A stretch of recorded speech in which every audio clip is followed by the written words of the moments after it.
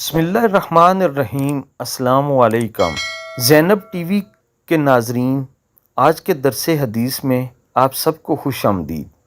عزیز ناظرین کرام، آج کے درس حدیث کا عنوان ہے بہترین اور بدترین لوگ۔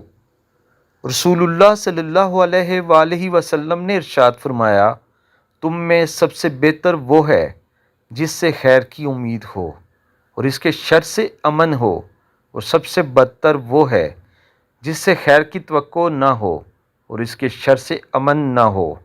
حدیث مبارکہ کا حوالہ موجود ہے۔ مفہوم حدیث یہ ہے کہ تم میں سے بہتر شخص وہ ہے جس سے لوگوں کو خیر ملتی ہو اور اس کے شر سے لوگ محفوظ ہوں، اور بدتر وہ شخص ہے جس سے خیر کی توقع کسی کو نہ ہو اور اس کا شر ہر طرف پھیلا ہوا ہو، لوگوں کو اس سے کوئی نفع نہ ہو بلکہ بنی نوع انسان کو ایسے لوگوں سے نقصان ہی نقصان ہوں۔ دوستو، یہ دونوں طرح کے لوگ ہمارے ارد گرد ہمارے معاشرے میں موجود ہوتے ہیں۔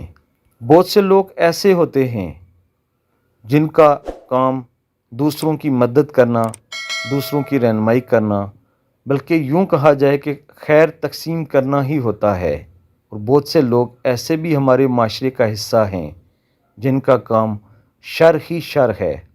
ان لوگوں سے کسی کو بھلائی کی توقع نہیں ہوتی، بلکہ اکثر لوگ ان سے میل جول اس لیے نہیں کرتے کہ ان سے بھلائی کی توقع نہیں ہے۔